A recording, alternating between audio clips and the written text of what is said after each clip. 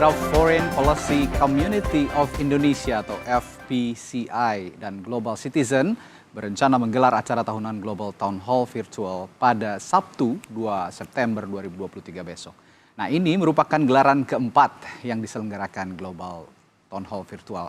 Dan Global Town Hall Virtual ini membawa tema tahun ini, This is Our World Too, a North, South, East, West Dialogue of Civil Societies. Nah, dalam event ini nantinya akan mempertemukan para pemimpin pemerintah, eksekutif sektor swasta, advokat akar rumput, dan pakar filantropi untuk membahas tantangan-tantangan yang paling mendesak di dunia. Lalu bagaimana dengan persiapan event yang super keren ini? Kita sudah terhubung dengan pendiri Foreign Policy Community of Indonesia FPCI, Dino Pati Jalal. Selamat pagi Pak Dino. Selamat pagi Radi, apa kabar? Baik, sehat selalu Pak Dino. Ini kalau menurut saya keren banget event yang sudah diselenggarakan 4 tahunan ini, yang juga bisa menginspirasi banyak orang, terutama masyarakat Indonesia. Nanti yang dipastikan hadir siapa aja nih Pak Dino? Yang sudah pasti ada 2 pemenang Nobel, Presiden Amos Horta, kemudian Maria Ressa dari Filipina, ada juga Menlu Australia, Penny Wong, Menlu Mongolia, dan sejumlah tokoh lainnya, termasuk juga salah satu founder dari Artificial Intelligence. Mungkin juga Presiden Zelensky, kita masih mendengar kabar beliau akan juga memberikan pesan ya, dan juga Deputi Sekjen PBB. Tapi banyak sekali ya. Tapi yang penting sebetulnya star atau bintang dari Global Town Hall ini adalah masyarakat madani ya.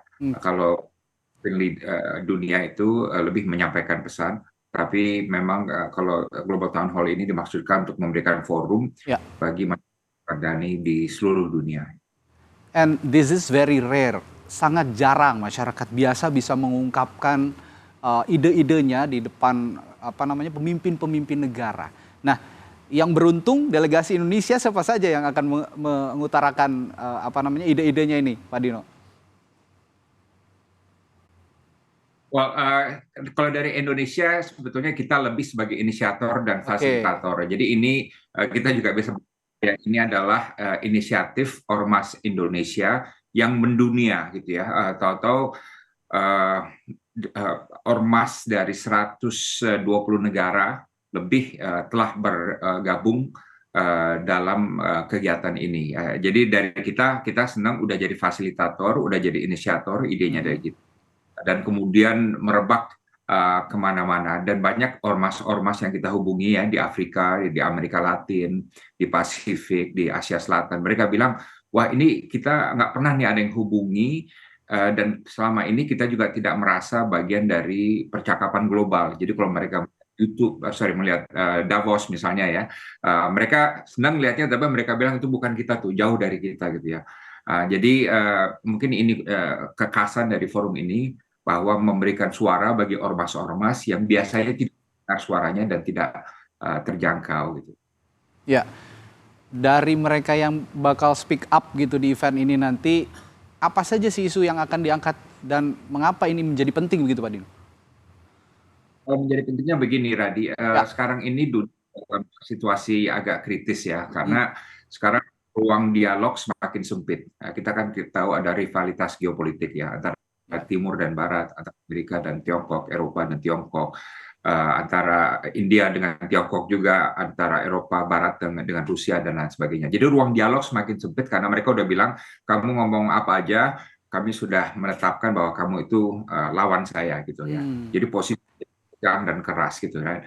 Nah, sementara kita kan ingin walaupun dunia berbenturan, tapi dialog tetap ada, tetap terbuka, dan semuanya berdialog atas dasar kesamaan gitu ya.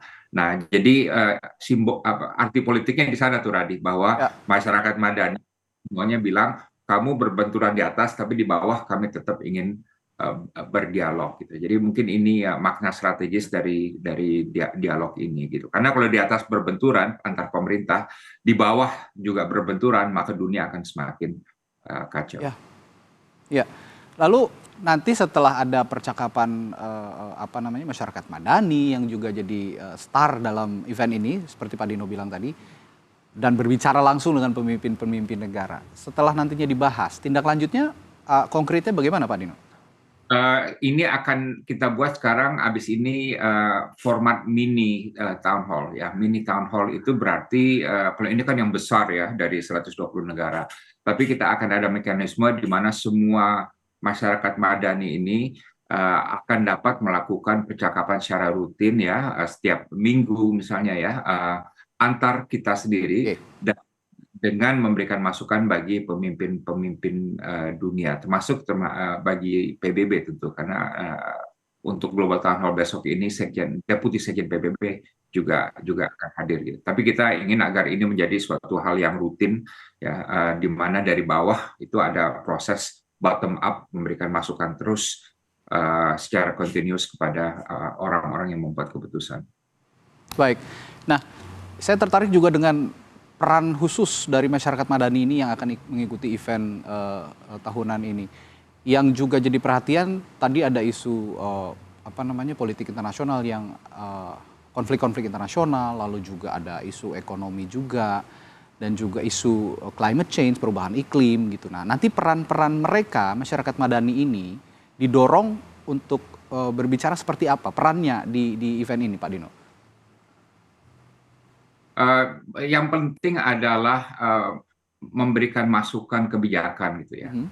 Kenapa? Karena di berbagai kawasan dan berbagai negara itu banyak kebijakan yang diambil tanpa terlalu memperhatikan aspirasi dari bawah atau apa dampaknya terhadap yang di akar rumput gitu ya. Makanya nanti akan dibahas mengenai geopolitik ya, hubungan antara Barat dan Global South ya, negara berkembang, mengenai perubahan iklim dan lain sebagainya, agar pertama isu-isu ini dapat disosialisasikan ke bawah, tapi kedua juga pandangan dari bawah, dampak itu juga dapat dipahami oleh mereka yang membuat keputusan gitu ya. Karena sekarang ini kan banyak tuduhan standar ganda ya kan, sikap yang tidak konsisten, kecurigaan dan lain sebagainya. Kenapa? Karena banyak stakeholders memangku kepentingan yang tidak diikutsertakan ya, yang dipunggungi gitu. Right? Ya. Nah, makanya mudah-mudahan Global bisa membantu untuk memperbaiki hal ini. Ya, nah yang jadi perhatian juga tadi saya tertarik dengan pernyataan Pak Dino soal dialog, ruang dialog yang semakin sempit begitu ya, komunikasi yang terbatas, saling curiga antar negara.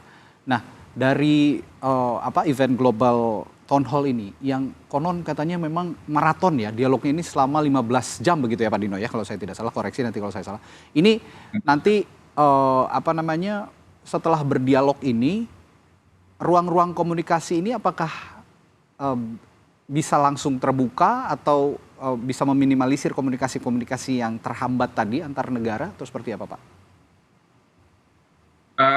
Kita lihat nanti ya. Jadi jujurnya juga kalau kita lihat pemimpin dunia yang kita undang nggak semuanya responsif. Oke. Ya. Jadi kita senang misalnya Menlu Tiongkok barusan menjawab, dia akan mengirim pesan ya. Menlu Australia juga ya kan. Jadi dari barat, timur, utara, selatan sudah ada yang responsif. Tapi bahwasannya ada beberapa negara barat yang juga mencueki undangan kita, juga itu membuka mata juga loh ya, dalam arti apa, hey, kamu kan nggak bisa hanya melakukan kebijakan tanpa mendengar masukan dari bawah juga secara global gitu ya. Jadi masih ada juga sikap-sikap yang kaku gitu ya, sikap yang tidak mau menganggap remeh pandangan dari masyarakat madani di bawah gitu ya. Jadi itu yang terus akan kita perjuangkan gitu ya. Sekarang ini kita bekerja sama dengan orang yang mau mendengar kita, yang mau menyapa kita gitu ya, dan yang masih menghubungi kita akan terus konsisten mencoba untuk menyapa mereka. Tapi ini tetap akan menjadi masalah yang terus perlu kita perhatikan, miskomunikasi dan jurang komunikasi. Ya, Global Town Hall yang punya cita-cita bahkan sangat tinggi, dan ini patut sangat diapresiasi oleh publik Indonesia, dan kita juga sebagai masyarakat Indonesia ikut bangga karena jadi penyelenggara. Ya boleh dikatakan juga upaya untuk menciptakan perdamaian dunia, dan ini salah satu mandat dari Undang-Undang Dasar 1945 juga gitu Pak Dino. Nah, kalau dari evaluasi tahun lalu, Pak Dino, apakah semuanya terlaksana dengan baik? Apa yang jadi catatan yang harus dievaluasi dan juga harus dikembangkan dari event ini? Tidak, situasi masih belum membaik ya. Sekarang ketegangan uh, semakin tinggi dan juga kita lihat perang di Eropa tidak berhenti, rivalitas juga semakin menguat, decoupling itu juga semakin deras dan Ya, semakin tinggi, semakin besar. Jadi situasi masih belum membaik dari tahun lalu gitu ya. Dan makanya komunikasi harus selalu jaga, dialog harus selalu dijaga sebagai syarat nomor satu. Kalau kepentingan bertabrakan, kemudian ketegangan semakin meninggi, tapi ruang dialog semakin tertutup, itu resepi untuk disaster. Dan itu yang kita ingin juga dengan Global Town Hall. Dan kita bangga sekali Indonesia yang memulai ini, oke. pemuda Indonesia. Radio percaya nggak, besok yang acara Global Town Hall, berapa ribu jam yang sudah diberikan pemuda Indonesia? 46.000 jam. Wow, Anak muda bekerja extraordinary. Iya, iya. 46.000 jam anak-anak Indonesia karena mereka ingin bersuara dan membantu perdamaian dunia. Jadi Luar biasa. kasih ya yang ikut membantu semua ya anak-anak muda Oke. dari. Dan looking forward for this super cool event besok ya, Pak Dino, Sabtu 2 Ada September. yang belum lagi. Ya, baik. Silakan Pak. 2000 www.gth2023.com. Oh, itu perlu dicatat. www GTH Global GTH Town Hall ya.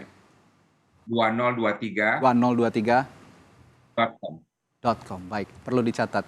Kita akan menantikan event yang super keren ini. Nanti besok ada diskusi maraton dari pemimpin dunia dan masyarakat madani tentang isu-isu penting dunia saat ini, mulai dari politik, ekonomi, climate change, perubahan iklim, dan macam-macam. Ini akan sangat menarik dan tentunya akan dinantikan masyarakat tidak hanya di Indonesia tapi juga di dunia.